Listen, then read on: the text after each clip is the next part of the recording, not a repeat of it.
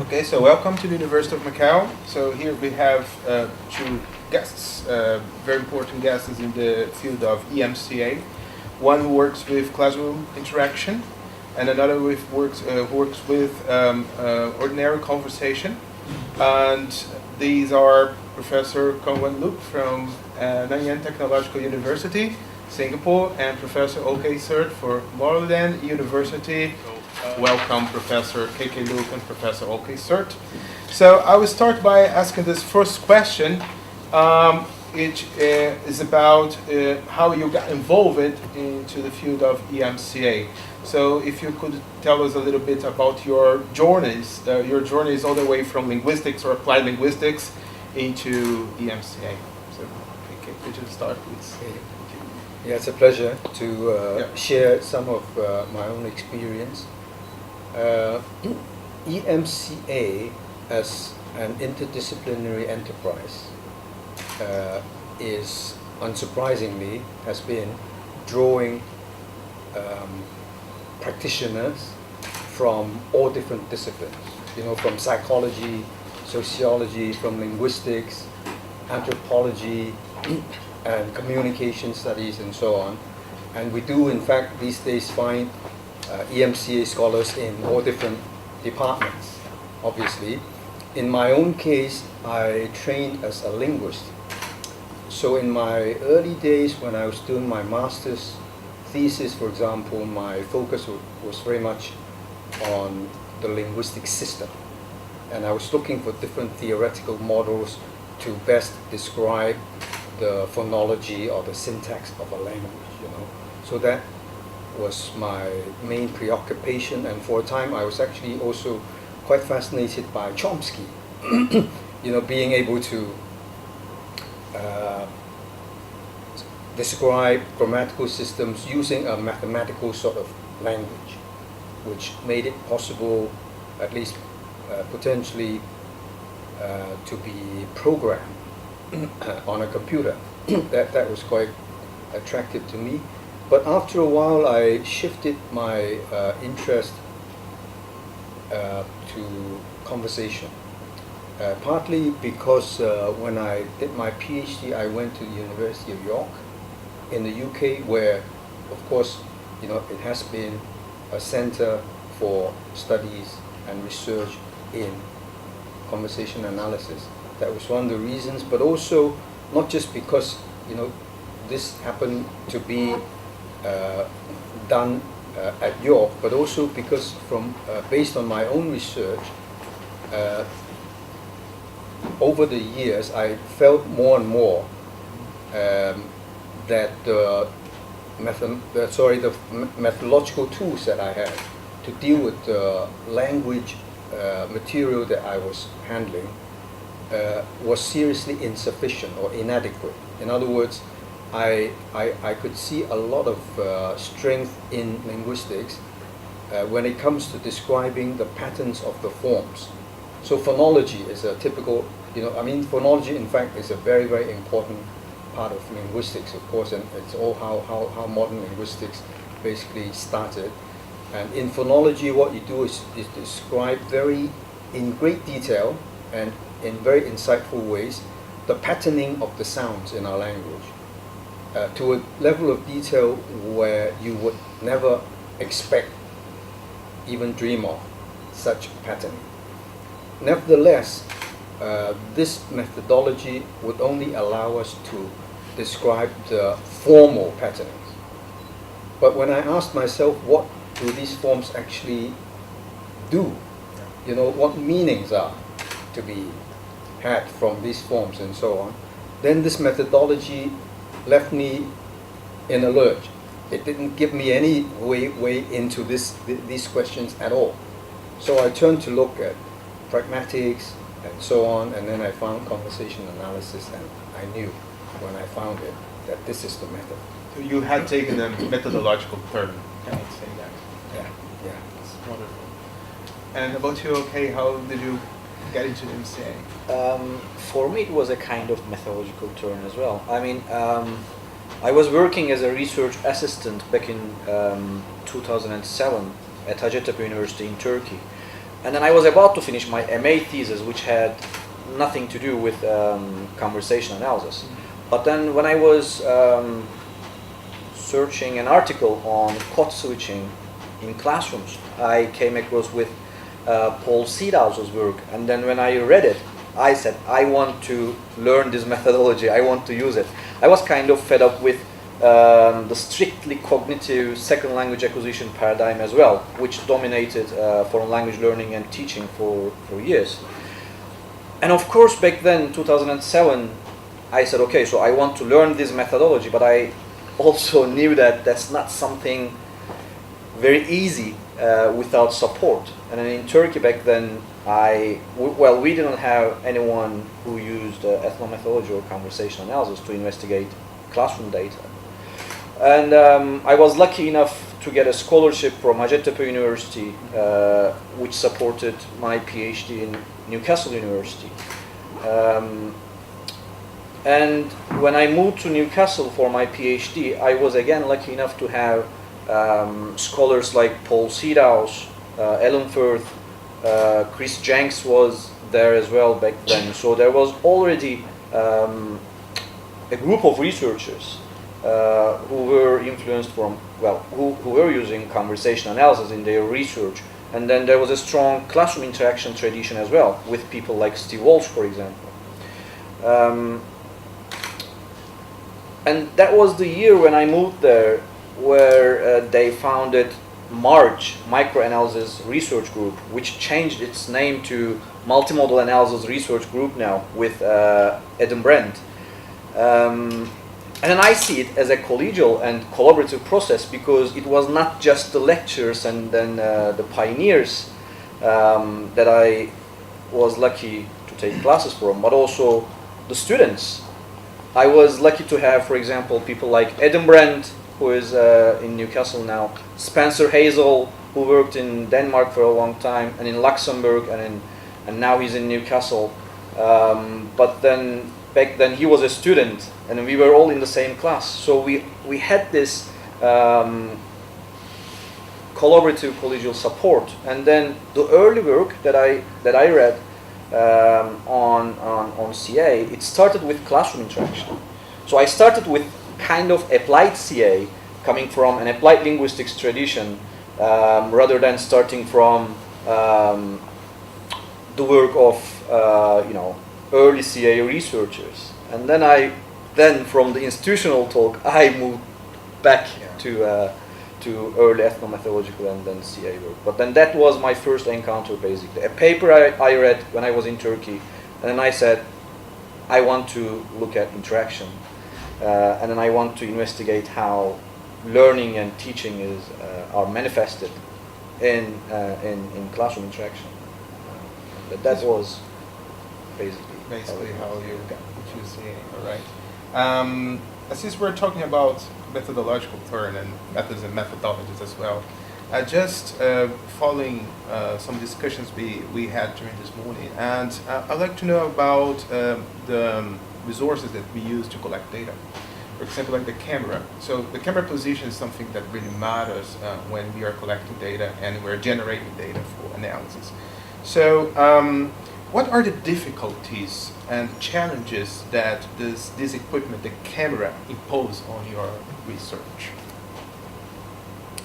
Well, I mean, one obvious challenge, the camera, it's like, it's the best thing for us, but it also poses a major challenge for us, because if you put a camera in front of your participants, then you're going to put them in a slightly awkward position for most people.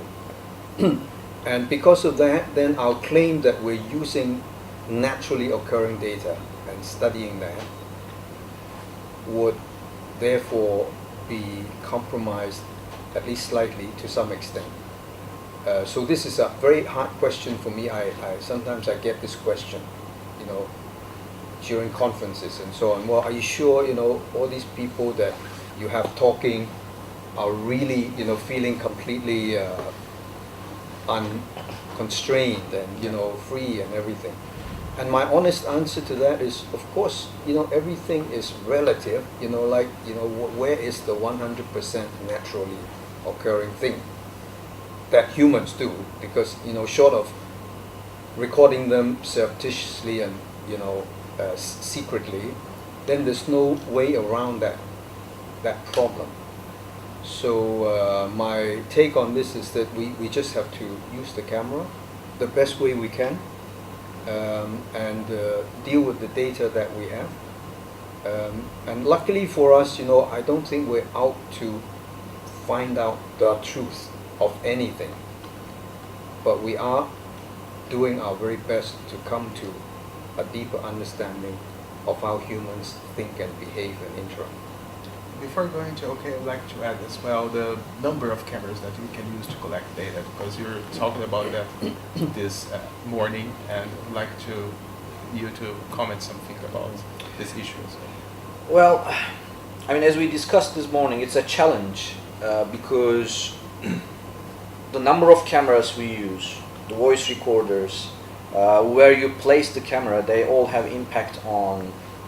There's a decision making going on there, basically, where you put the camera and all that. And then we have different examples when we look back at classroom research. At least we have, for example, the Portland data as an example, where they had cameras operated from other rooms that focused on the board. They had cameras on the ceiling, 6 cameras there. So it was wired in all ways, and then that contributed a lot to our understanding of language development when we look back at language learning research that put conversation analysis at the center.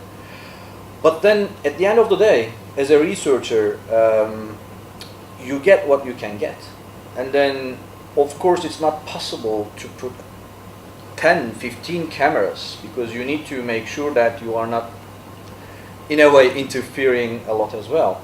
And then it really can change from project to project, and then it's a budget issue as well.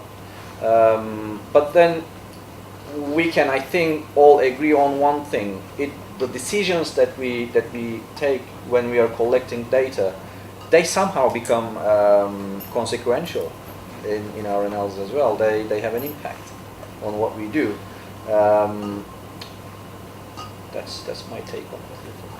So yeah, so changing the topic a little bit, because you both had experiences in working in different geographical regions and collecting data from different geographical regions as well, even in different languages. So I would like to know about how is that work in different geographical regions? What do you think are the main differences in terms of research trends in these geographical regions that you have worked in? Well, I have worked mostly within an Asian context,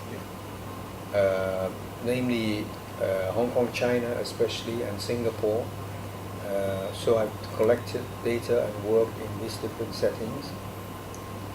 And I think it's obvious that a lot of EMCA work was first done in the US, and then after that, more work done in the UK and Europe, and spreading out to other parts of the world and so on. But still, in the Asian region, we are still relatively new, at least for some of the countries, in this kind of research. And so the trends that we have are understandably also different from the US or Europe, in the sense that, of course, nowadays scholarship is becoming very international, and the best scholars in Asia also converse and take part in these international conversations and so on. Nevertheless, I think within Asia there's a lot of work to be done to build up the resources like terminology and basic materials that we will need in order to train up, generations of young scholars, PhDs and postdoctoral fellows and so on. So I mean, simply in terms of the stages that we are at of development, in EMCA. I think there's a lot more to be done in Asia. Well, in my case, I mainly worked in the European context, but I don't think that it's very easy to generalize Europe in that sense, because I worked well in the UK, in Newcastle, so I worked with data that was collected there.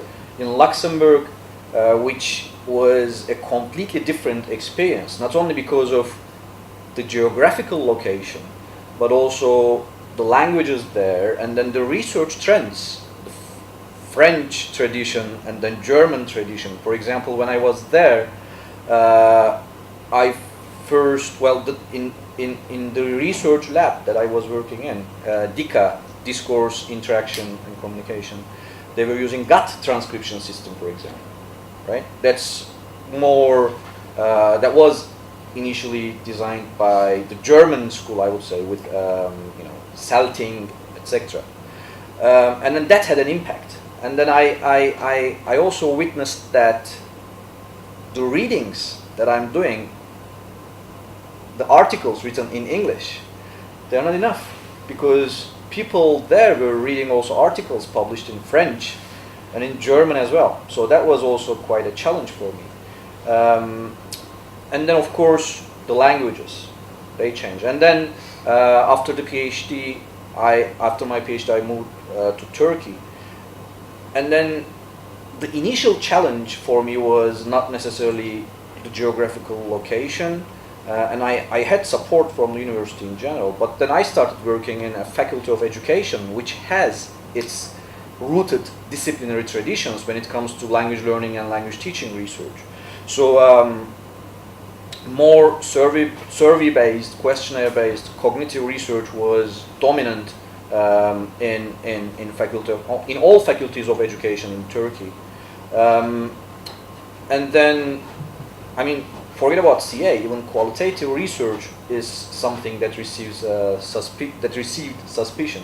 So my fight started from there when I moved back to Turkey in 2012. So that research tradition, which is highly dependent on positivist understanding, and then that was a challenge, because I knew that I had to convince MA and PhD students if I wanted to do some work there with, you know, collect data and then work with MA and PhD students. I was lucky because there were great MA and PhD students who now are established researchers in conversation analysis in Turkey. But then also collecting the data, getting the consent, there were like the regulations for getting permissions and all that. It was different in Turkey compared to the UK and Luxembourg. And in Newcastle, for example, we had to follow the regulations put forward by the university, and then even before, you know, so step by step, very careful. In Luxembourg, it was a different experience, and then in Turkey, I was the one who introduced those regulations for collecting data. You know, paying attention to you know, consent of participants and all that. So from that perspective, it was different. And now I started working in Sweden, and then that will be a new experience for me, a new European experience, I would say. So, and I don't know where it will take me. Wonderful. Okay. So, in your opinion, what's the main advantage or the main use of CA, EMCA in the field of linguistics, in your case, KK, and applied linguistics in Olcay's case? Well, the advantages are very obvious to me once I decided to take up this methodology, because as I was saying, the problem for me was how to describe the meaning of the forms. So we have all these language forms, like words, and you know, the compounds, you put the words together and you make all kinds of structures out of the language, but what do these things mean? You know, and especially when they're actually used in a discourse, you know, in a conversation. So the advantage, the major advantage of CA for me is that it allows me to delve into the world in which the participants are interacting with each other, looking at the things that they say and the things that they're doing in that interaction from their point of view. So that gets me away from, well, how do you know this word means that, or how do you know that phrase means this? You know, so I'm not making any claims about what I think those words mean, although I am making claims about what they think those words mean, which makes it at least open to inspection and debate. I'm not, of course, my claims may not every time be right. In fact, sometimes they're wrong. But in that process lies the possibility of deepening of understanding and getting more and more accurate descriptions of things. That for me is you know, the main attraction. Coming from the applied linguistics perspective, it has its advantages and disadvantages, and challenges as well. One of the aspects is that for some people, using conversation analysis itself is applied linguistics. But at the same time, when you look at different understandings of applied linguistics, for example, you would find a description of applied linguistics which goes like, applied linguists basically try to resolve language-related real-world problems. So there's this problem orientation. So you start with the problem, and then if you are you know, doing CA, for example, then you start with an unmotivated looking, not necessarily with a problem, but then you look at ordinary things, and then that itself also looks at seems like a contradiction. But then they go really well hand in hand, because applied linguistics is very broad, and then it covers many things, including things like teacher education and language teaching. And then CA has great potential to inform practitioners. Yet it takes time and then some energy to directly inform practitioners. And I see it as a future challenge, basically, like on daily basis being able to inform doctors and teachers based on your CA findings in short term. But then again, coming from an applied linguistics tradition, I generally found applied linguistics and CA very compatible, and then I can easily say that I witnessed more advantages than challenges. So insist a little bit on the topic of methodology. What do you have to say about, for example, the environment from where you collect your data? Or environment where many people are participating at the same time, for example, classrooms, multi-party interaction. So in classrooms, for example, okay, almost always we have a great number of participants, but in ordinary conversation in KK is used a little bit different, yeah? So do you both usually limit the number of participants in your data by selecting video clips in which only 2 or 3 participants are interacting? Or I personally do that, yeah, because one, it makes my life easier, yeah, in that sense, because otherwise things get very complicated when you have 5 or 6 people talking all together. Like, you know, we once went into a classroom, not the ordinary classroom where the teacher, you know, stands in front of, you know, 20 students all sitting nicely around the room, but it was like what do they call it these days? Group learning, team learning, yeah, team-based learning classroom, where students sit around tables, you know, in 4 or 5, in groups of 4 or 5, and they be doing all kinds of things, and the teacher walks all around, you know. So when we saw this situation, because the idea of that visit was to explore the possibility of bringing CA analysis into this kind of setting in order to inform, you know, better inform the way they do it. But after inspecting this particular classroom situation, my conclusion was we couldn't do it. I mean, there's a limit to how much you can do.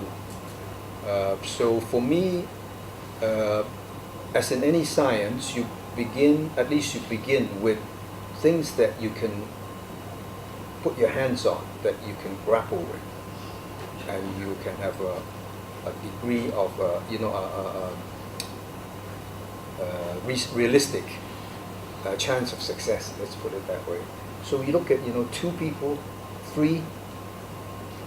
That way you can untangle most of the complexities.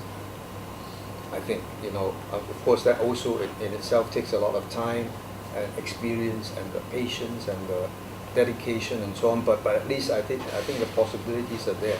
But once you go up to 4 or 5, then the complexities are such that sometimes you're not even sure who's speaking or who's talking to who. Sometimes, right? So actually split. So it's splitting into different things and very, very complicated.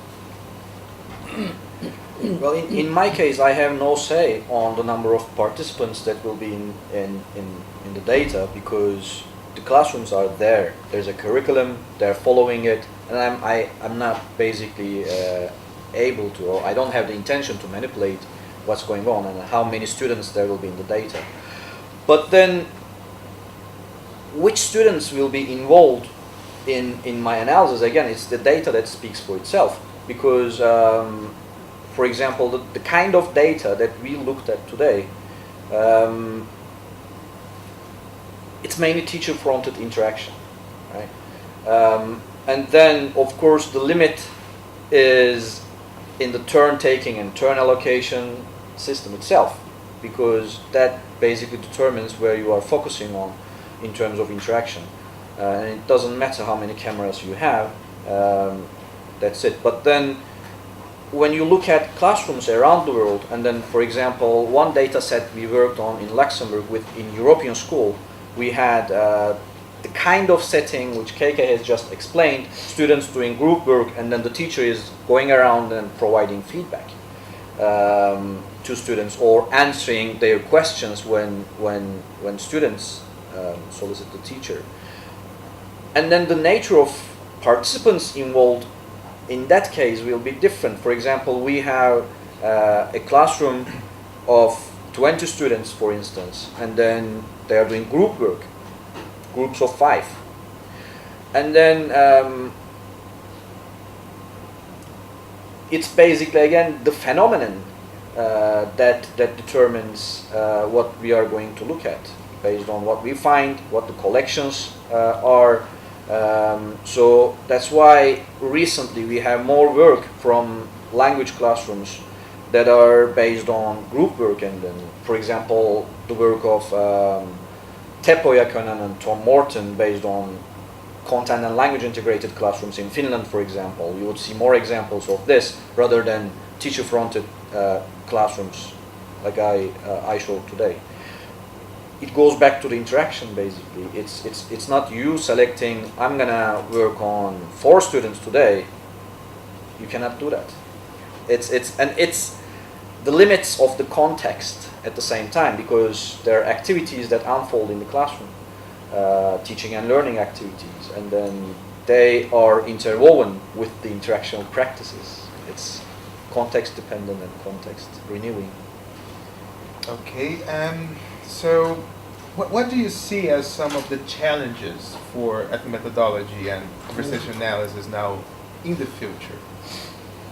Of course, EMCA as a field of study has always faced and grappled with the basic challenge of making itself understood to other people, or making its claims to importance and significance taken seriously by other disciplines, also by government grant bodies and the public even, So, and I think there's a good reason for that, and the reason being that this methodology goes right to the heart of the problem of humanity and sociality.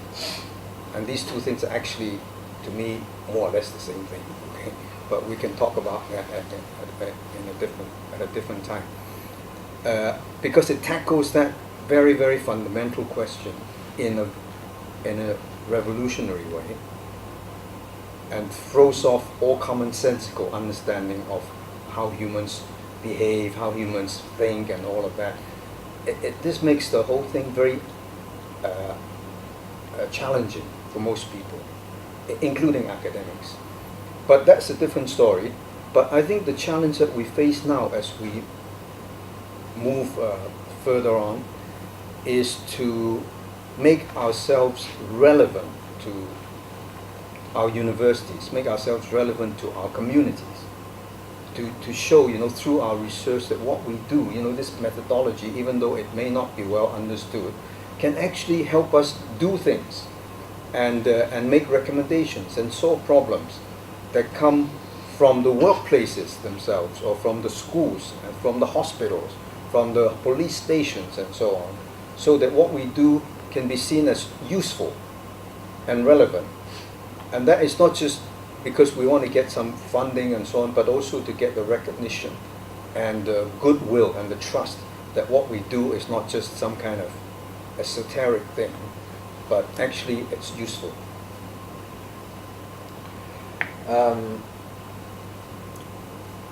The field of language learning and language development in general, I think the challenge that it's going through now, or the problem, I would say, it's not a problem, but there's this conceptual problem going around the term interactional competence, for example, when it comes to language development.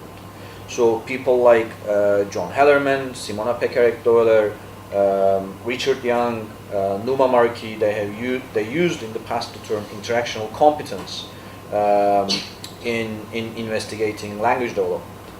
And then competence and interactional competence, basically, when you look at the term, it has its cognitive baggage coming from the Chomskyan tradition, but at the same time, it has its roots in kind of linguistic anthropology as well, going back to Himes and then other scholars. So the field of L2 development, let's say, it needs to go through its own challenges for using CA and EMCA in general, especially in looking at longitudinal data, because looking at longitudinal data itself can be problematized from an EMCA perspective. But I see the problem as a problem of L2 researchers rather than a challenge for EMCA. And then the second aspect is basically about what KK has mentioned. So if you are working in a department which is responsible for teacher education, then people expect from you to say something for teachers, as they would do to other people who are using other methodologies. And I think we are in a position where we have an advantage, because we are doing powerful descriptions of the things that we see, all of us. And then I think we can say things. The challenge is they sometimes want us to say stuff before our analyses are mature, and then that might be misleading, and then that's the challenge. But then it's always there, I mean, for departments that are involved in teacher education, language teaching, if they understand the value of our work, ethnomethodology and conversation analysis, I think it will become more and more valuable in different geographical locations as well. And then there are countries which already understood its power. And then if you, for example, go to Finland, I think Denmark and Sweden, EMCA researchers, I would say, are maybe more understood by their institutions compared to some other countries. But then again, that's a challenge for us to be able to help to people that we are collecting data from, like teachers, for example, because then it will have an impact on students. Then if it has an impact on students, it will have a future impact. Yeah, but that's a challenge. Great. So, last question before giving the floor to the audience. If you could go back in time to your early career, what advice would you give to yourself? Looking back now, I really wish I could start again almost, you know, because I spent such a lot of time on the formal linguistics and such a lot of time on some very narrow issues. Looking back now, they were just too narrow. I think, you know, I would give another piece of advice to the young scholars here that, you know, if they were very interested in, you know, language, communication, and teacher education, whatever it is, that they broaden their view. They read more broadly. They embrace, you know, different approaches and so on, and try and ask more daring questions. It's like, you know, why it took me several, you know, quite a few years to get to the point of asking questions without meaning, because I dare not ask those questions, because my field, my discipline told me not to ask those questions. You're not to ask those questions. You can only ask questions like, do these two sentences have the same meaning? Active, passive, and say, oh yeah, it's the same meaning, okay, so you can do things to them. But you're not to ask what do they actually mean. You're not to ask that question. So, I mean, for a long time I did not dare to ask those questions. But if I were you, I would ask those questions now. Read more, party less. I don't know. If I would go back to my early years of PhD, I would read more of like old ethnomethodological and CA work, because I think the problem with what I did, when I think about it now, is I started with what people like Keith Richards and Paul Seedhouse would call applied CA, starting from classroom interaction and institutional interaction. And I started from there. And then I feel like I should have spent more time digging into the treasures of, you know, Garfinkel, Harvey Sachs, Shegloff. Of course, I read them later as well, but then more time at the beginning spent to reading the basics rather than going into classroom interaction and applied CA directly, I think would be more helpful. And then that's the same with data, because as someone said this morning or yesterday, less is more. I think it was you, right? It was me. Yes, it was Susan. Sorry. It is, because starting from 2012, when I moved back to Turkey, I was like, okay, I'm gonna collect data from everywhere, and then like building those databases. But then maybe not. I should have limited myself to less data, going more in depth into it, rather than building, you know, data sets from different settings. Of course, that had its advantages as well, but then now you asked what I would do different. I think I would think about doing less in terms of data collection and then doing more on analysis, I guess.